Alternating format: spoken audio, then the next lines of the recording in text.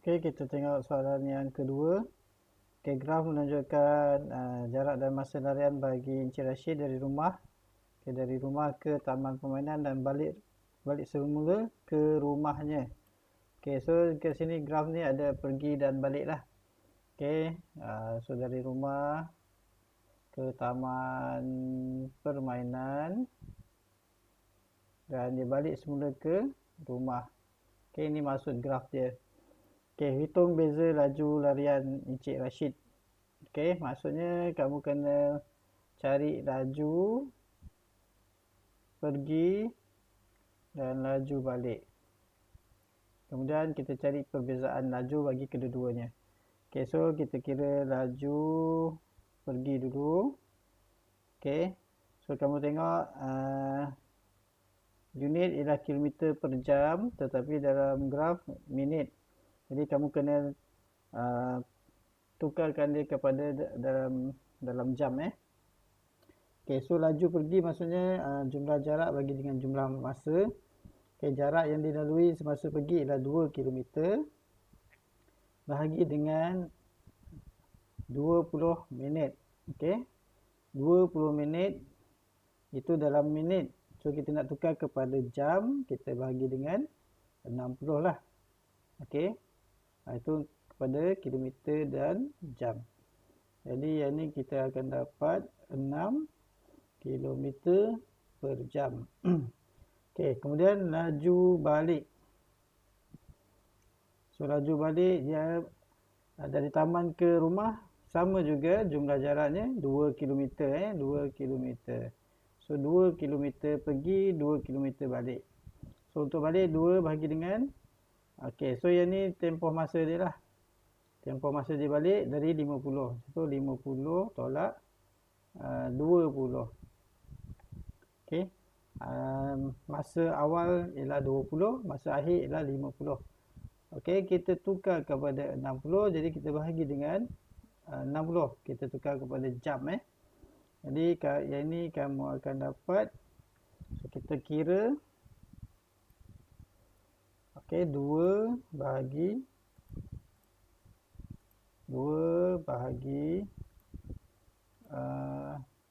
50 tolak 20 ialah 30 per 60. Okey, supaya kita tukar kepada jam. Jadi kamu dapat 4 km per jam. Jadi kita cari perbezaan laju. Jadi beza laju, jadi kita ambil yang besar. So 6 km tolak dengan 4 km. Jadi kamu dapat 2 km per jam. Okay, perbezaan laju semasa pergi dan semasa balik. Okay, seterusnya kita lihat soalan B. Hitung laju purata keseluruhan. Jadi laju purata dalam kilometer jam.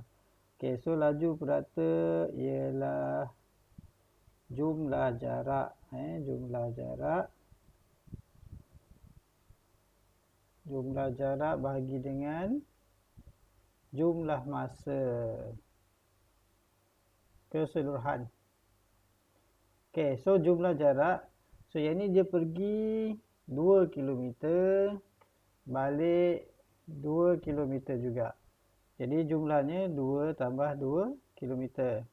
Bagi jumlah masa keseluruhannya ialah 50 minit. Jadi 50 minit kita tukar kepada jam, kita bahagi dengan 60. Jadi 4 per 50 per 60. Okey, so kamu akan dapat, kita kirakan.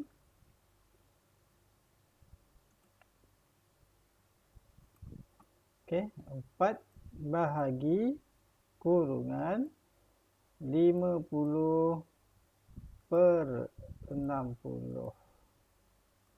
So kamu dapat 4 per 5. Jadi tekan ni balik dapat 4.8. Jadi kamu dapat 4.8 km per jam. Alright, itu hitung laju purata keseluruhan larian Encik Rashid. Okey, huraikan. Jadi maksudnya kalau huraikan, kamu kena ada 3 perkara, itu tempoh, jarak dan juga kelajuan. Okey, so tadi kita dah cari laju purata. So kita huraikan. Ini untuk tempoh 50 minit, maksudnya keseluruhan lah. Okey, keseluruhan perjalanan Encik Rashid dari rumah ke taman dan taman ke rumah balik. Okey, so huraikan. Jadi kamu kena tulis Encik Rashid. So dia berlari lah kan. So dia berlari sejauh. Okey, pergi 2, balik pun 2, jadi 4 km. Okey, ni yang paling senang ialah jarak dengan laju purata. Okey, ni ayat kedua dengan laju purata. Sebab dia keseluruhan tadi 4.8 km per jam. Okey, dalam tempoh masanya 50 minit. Dah ada tulis sini, tulis balik 50 minit. So ini ialah cara kita nak menghuraikan pergerakan sesuatu objek. Okey, dalam kes ini pergerakan Encik Rashid. Okey. So demikian perbincangan soalan ataupun jawapan bagi soalan 1 dan 2. Okey, diharapkan kamu semua boleh faham jumlah jarak, okey, pergi dan balik ataupun pergi sahaja, dan kemudian kamu kena tahu laju purata, bagaimana nak mengira laju purata, dan juga yang paling penting mengira laju lah sebenarnya. Okey. So kalau ada soalan ataupun bahagian yang tak faham, kamu boleh message cikgu, telegram cikgu dan sebagainya lah. Okey. So jumpa kita pada hari kelas yang seterusnya pada hari Rabu. Okey, jumpa lagi.